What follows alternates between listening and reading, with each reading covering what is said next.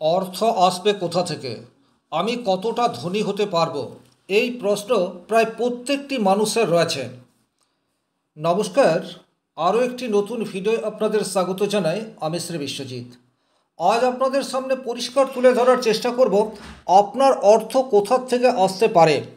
সর্বশক্তিমান ঈশ্বর প্রত্যেকটি মানুষকেই 4-5টি জায়গা থেকে অর্থ উপার্জনের সুযোগ তার বাচ্চাতে দিয়েই রেখেছে। শুধুমাত্র সেই কানেকশনগুলোকে খুঁজতে হয়।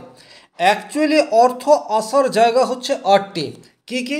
নাম্বার 1, চাকরি থেকে অর্থ আসতে পারে, ব্যবসা থেকে অর্থ আসতে পারে, স্বনিযুক্তি পেশা থেকে অর্থ আসতে পারে, ইন্স্যুরেন্স বা বিমা থেকে অর্থ আসতে পারে, পরিবার সূত্রে অর্থ সেটা পেতে পারেন, বৈবাহিক সূত্রে অর্থ সেটাও আপনি পেতে পারেন, লটারি বা ফাটকা থেকে অর্থ আসতে পারে। অর্থাৎ এই যে 4টি স্থান রয়েছে, এই 4টি স্থান থেকেই আপনি অর্থ পেতে পারেন।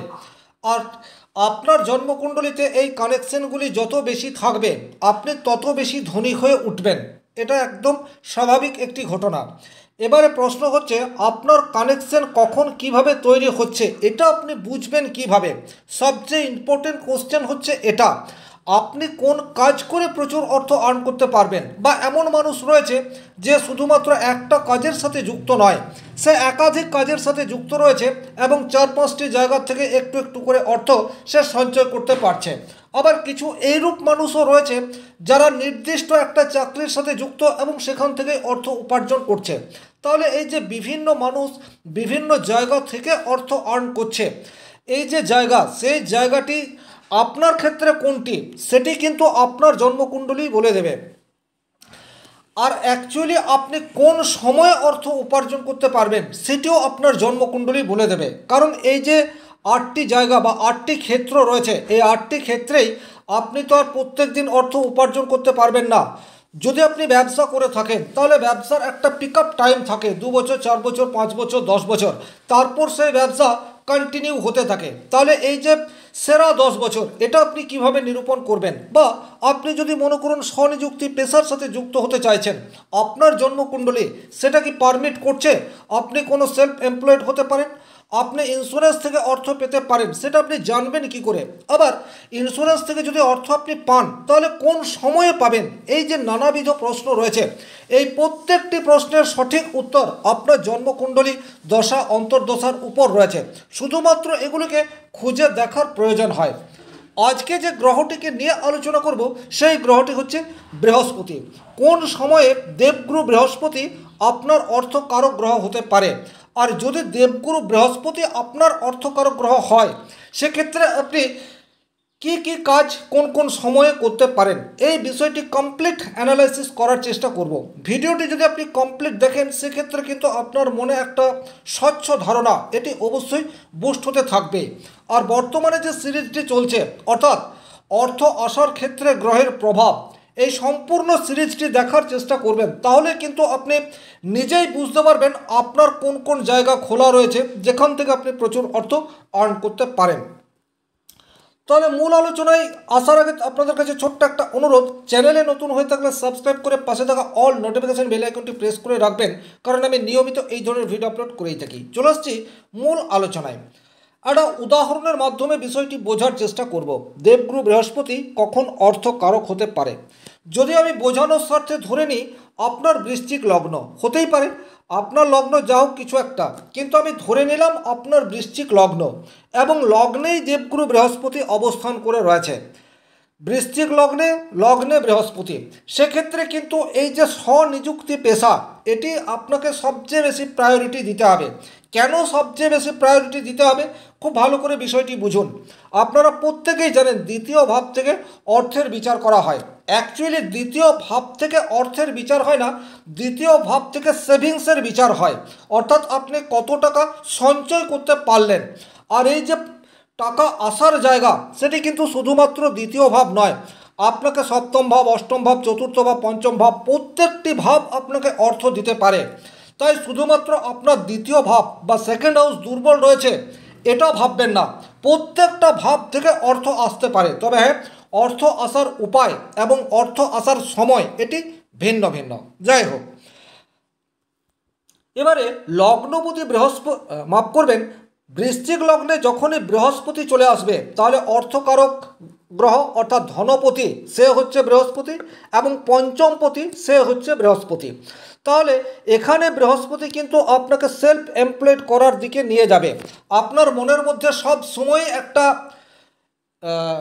কাজ করবে, আপনি কারো অধীনস্থ হবেন না এবং এটাই উপযুক্ত। তাহলে কি কি উপায় হতে পারে? আপনি এমন কোনো পেশার সাথে যুক্ত হলেন যেখানে আপনি শুধু নিজেই উপকৃত হলেন তা নয়, আপনি ফ্যামিলির জন্য বিরাট অঙ্কের অর্থ সেটা রেখে যেতে পারেন। কিভাবে হতে পারে দেখুন, পঞ্চম ভাব হচ্ছে শিক্ষার সাথে সম্পর্কযুক্ত এবং পঞ্চম ভাব হচ্ছে ট্যালেন্টের সাথে সম্পর্কযুক্ত। শিক্ষা এবং ট্যালেন্ট এটা কিন্তু এক নয়। ট্যালেন্ট হচ্ছে আপনার এমন কোনো প্রতিভা যেখানে অ্যাকচুয়ালি পুঁথিগত শিক্ষার প্রয়োজন নেই, আর শিক্ষা হচ্ছে আপনি প্রচুর মাত্রায় বইপত্র পড়ে শিক্ষা অর্জন করলেন। তো ট্যালেন্ট সেটার ভাব সেটাও পঞ্চম ভাব, আবার শিক্ষা সেটাও পঞ্চম ভাব। আর বৃহস্পতি সে সরাসরি জ্ঞানের কারক গ্রহ। সুতরাং আপনি কোনো আপনার ক্যাপাবিলিটি থাকলে আপনি প্রাইভেট স্কুল সেটা খুলতে পারেন, যার সর্বাধিনায়ক আপনি নিজে। আপনার কাছে অর্থের জোর নেই, আপনি কোচিং সেন্টার খুলতে পারেন। আপনার কাছে ততটাও অর্থ নেই, আপনি ভালো প্রাইভেট টিউটর সেটা হতে পারেন।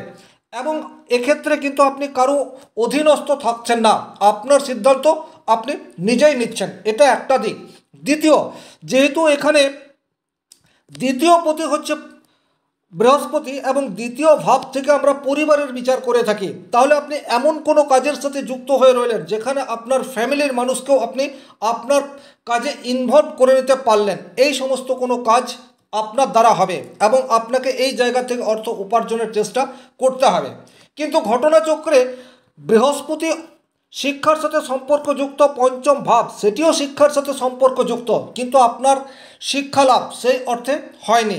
সেক্ষেত্রে কিন্তু আপনাকে ট্যালেন্টের উপর ডিপেন্ড করতে হবে। অবশ্যম্ভাবী আপনার কিছু না কিছু একটা ট্যালেন্ট থাকবেই এবং সেই ট্যালেন্টকে কাজে লাগিয়ে অর্থ উপার্জন এই বিষয়টি করতে হবে। তাহলে পঞ্চম ভাব সেটা হচ্ছে শেয়ার মার্কেট। আপনার লগ্নি করার ক্ষমতা নেই, কিন্তু ইনভেস্টমেন্ট প্ল্যানার হিসেবে আপনি ভালো কাজ করতে পারেন, অর্থাৎ মানুষকে কোন জায়গায় ইনভেস্ট করতে হবে এটি বোঝানোর দক্ষতা এটি আপনার যথেষ্ট মাত্রায় তৈরি হতেই পারে, কারণ দ্বিতীয় ভাব থেকে বাক্যের বিচার করা হয়ে থাকে। তাহলে এই ধরনের ট্যালেন্ট সেটা আপনার থাকতে পারে। এছাড়া আরও বিভিন্ন ট্যালেন্ট রয়েছে, অর্থাৎ স্কিল বলতে যেটা বোঝায় সেই স্কিল ডেভেলপ আপনাকে করতে হবে প্রচুর অর্থ আর্ন করার জন্য। এটা হচ্ছে ফার্স্ট প্রায়োরিটি। দ্বিতীয় প্রায়োরিটি কি হচ্ছে, বৃহস্পতি আপনার অত্যন্ত দুর্বল রয়েছে, অর্থাৎ বৃহস্পতি আপনার তৃতীয়ভাবে অবস্থান করে রয়েছে। আপনার লগ্ন বৃশ্চিক এবং তৃতীয় ভাব হচ্ছে মকর রাশি। মকর রাশিতে বৃহস্পতি নিচস্থ, আবার বৃশ্চিক লগ্নের জন্য ধনপতি গ্রহ হচ্ছে বৃহস্পতি, সে নিজ ক্ষেত্রে অবস্থান করছে। তখন কিন্তু আর আপনাকে বৃহস্পতির পেশায় নিজেকে যুক্ত করলে হবে না, তখন কিন্তু দ্বিতীয়ভাবে যে গ্রহ অবস্থান করে রয়েছে অথবা দ্বিতীয়ভাবে যে গ্রহের দৃষ্টি রয়েছে সেই গ্রহের কারকত্ব অনুযায়ী আপনাকে প্রফেশন চুজ করতে হবে। সেক্ষেত্রে কিন্তু প্রচুর অর্থ আপনি উপার্জন করতে পারেন। এবারে ধরে নিন দেবগুরু বৃহস্পতি দ্বিতীয় অবস্থান করে রয়েছে, অর্থাৎ বৃশ্চিক লগ্ন আর ধনু রাশিতে বৃহস্পতি অবস্থান করে রয়েছে। জাস্ট আপনার জন্মকুণ্ডলিতে মঙ্গল এবং রবি এই দুটি গ্রহের অবস্থাকে দেখে নিন। এই দুটি গ্রহের সাথে যদি কোনোরূপভাবে বৃহস্পতি সংযোগ করছে, আপনাকে অবশ্যই চাকরির জন্য চেষ্টা করা উচিত। বিশেষ করে শিক্ষা প্রতিষ্ঠান হতে পারে, ব্যাংকিং হতে পারে, হসপিটাল হতে পারে, অর্থাৎ যে কোনো জায়গায় চাকরির জন্য সচেষ্ট এই বিষয়টি আপনাকে হতেই হবে, কারণ সেক্ষেত্রে চাকরি পাওয়ার সম্ভাবনা সেটি তৈরি করে দিচ্ছে। যদি ধরুন দেবগুরু বৃহস্পতি আপনার চতুর্থ ভাবের সাথে সম্পর্ক তৈরি করে দেয়, খুব ভালোভাবে কিন্তু বিষয়টি আপনারা বুঝবেন।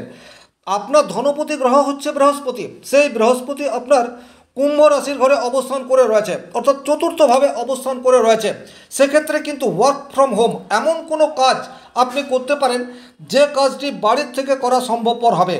মায়ের ইনফ্লুয়েন্স রয়েছে বা মায়ের সহযোগিতা রয়েছে, এইরকম কোনো কাজ আপনার জন্য উপযুক্ত হতে পারে। যদি বৃহস্পতি আপনার পঞ্চম ভাবের সাথে সম্পর্কযুক্ত করে সেক্ষেত্রেও কিন্তু আপনি সেলফ এমপ্লয়েড এই বিষয়টি হতে পারে। তবে যেহেতু বৃহস্পতি আধ্যাত্মিকতার কারক গ্রহ, সুতরাং আপনি কিন্তু ভালো কীর্তনিয়া এই বিষয়টি হতে পারেন, ভালো ভাগবত পাঠক এই বিষয়টি আপনি হয়ে যেতে পারেন। আবার আপনার মধ্যে বিশেষ কোনো ট্যালেন্ট সেটাও থাকতে পারে। তো এক্স্যাক্টলি বৃহস্পতি কোথায় রয়েছে তার উপর নির্ভর করবে আপনার কাজের ধরন কী হবে, কি কাজ করে আপনি অর্থ উপার্জন করবেন। যদি বৃহস্পতি বলবান থাকে সেক্ষেত্রে কিন্তু আপনাকে বৃহস্পতির পেশার সাথে নিজেকে যুক্ত করতে হবে, কিন্তু বৃহস্পতি যদি দুর্বল থাকে তখন কিন্তু আপনি আর বৃহস্পতির পেশার দিকে যাবেন না। তখন দ্বিতীয়ভাবে যে গ্রহ অবস্থান করবে অথবা দ্বিতীয়ভাবে যে গ্রহের দৃষ্টি থাকবে আপনাকে সেই গ্রহকে প্রায়োরিটি দিতে হবে। এইভাবে যদি আপনি কানেকশনগুলোকে খোঁজার চেষ্টা করেন তাহলে কিন্তু আপনি 100% সফলতা পাবেন। আর প্রত্যেকটা জন্মকুণ্ডলিতে এইরূপ 3-4টি কানেকশন অলরেডি রয়েছে যে কানেকশনগুলো মানুষকে অর্থ দিতে পারে, কিন্তু মানুষ ব্যর্থ হয় কেন? এক্স্যাক্টলি মানুষ ব্যর্থ হয়ে যায় যখন উপযুক্ত কর্ম সঠিক সময়ে না করে, তখন কিন্তু মানুষ ব্যর্থ হয়ে যায়। আর অনেক ক্ষেত্রে ভুল মানুষের পরামর্শ নিয়েও মানুষ ব্যর্থ হয়। তাহলে এই জায়গাটি কিন্তু আপনাকে খেয়াল রাখতে হবে। বৃহস্পতি যদি ধরুন আপনার অষ্টম ভাবের সাথে সম্পর্ক তৈরি করে দেয়, খুব ভালোভাবে এই বিষয়টি বুঝে নিন। আপনার লগ্ন বৃশ্চিক আর বৃহস্পতি অবস্থান করে রয়েছে লগ্নের অষ্টমে, অর্থাৎ এই জায়গাতে মিথুন রাশির ঘরে। সেক্ষেত্রে কিন্তু এই যে ইন্স্যুরেন্স রয়েছে, এই ইন্স্যুরেন্স থেকে আপনি অর্থ এটা পেয়ে যেতে পারেন। আর এটার জন্য আপনার কোনোরূপ এফোর্টের প্রয়োজন হবে না। সেটি টার্ম ইন্স্যুরেন্স থেকে আপনি অর্থ পেতে পারেন বা যে কোনো প্রচুর ইন্স্যুরেন্স রয়েছে সেই ইন্স্যুরেন্স থেকে আপনি হয়তো হঠাৎ করে প্রচুর অর্থ পেয়ে যেতে পারেন। তবে এই যে প্রচুর অর্থ আপনি ইন্স্যুরেন্স থেকে বা বিমা থেকে পেয়ে যেতে পারেন তার কারণ হচ্ছে বৃহস্পতি এখানে অর্থপতি। এই বিষয়টা কিন্তু আপনাদেরকে খেয়াল রাখতে হবে। হঠাৎ কোনো নিকট আত্মীয় মারা গেছে কিন্তু সে এমন কোনো ইন্স্যুরেন্স করে গেছে যা কোটি কোটি টাকা আপনাকে দিয়ে দিতে পারে, তাহলে এইরূপ পরিস্থিতি কখন হতে পারে সেটা কিন্তু আপনার দশা, অন্তর্দশা, প্রত্যন্তর দশা সেই বিষয়টি দেখে অনুমান করতে হবে। তাহলে এক্স্যাক্টলি আপনাকে বৃহস্পতি অর্থ কোন কোন সময়ে দিতে পারে সেটা বৃহস্পতির দশা, অন্তর্দশা অথবা বৃহস্পতি যে রাশিতে রয়েছে সেই গ্রহের দশা, অন্তর্দশা, প্রত্যন্তর দশা অথবা আপনার গোচরে যখন বৃহস্পতি সেই ভাবটিকে প্রভাবিত করবে তখন কিন্তু আপনার অর্থ আগমন এটা হতে থাকবে। আর একমাত্র চাকরি ছাড়া বাকি যে 7টি জায়গা রয়েছে যে জায়গা থেকে আপনি অর্থ পেতে পারেন সেই জায়গাতে নির্দিষ্টভাবে এবং নির্দিষ্ট সময় অন্তরালে আপনি অর্থ পাবেন না, হঠাৎ হঠাৎ করে অর্থ আসতে থাকবে। তাই একটা মানুষের বাচ্চাটে লুকিয়ে থাকে কোন সময়ে সে অর্থ পেতে পারে, সেই কানেকশনগুলোকে সঠিকভাবে খুঁজতে পারলে আর সেই মতো কাজ করতে পারলে আপনি 100% ধনী হবেন, এতে কোনো ডাউট নেই। আজকের ভিডিও এই পর্যন্তই। ভিডিওটি ভালো লাগলে লাইক করবেন, কোথাও কোনো প্রশ্ন বা সংশয় থাকলে কমেন্ট বক্সে লিখে জানাবেন।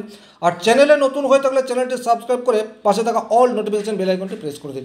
আজকের মতো বিদায় নিচ্ছি, ভালো থাকুন, সুস্থ থাকুন, ধন্যবাদ।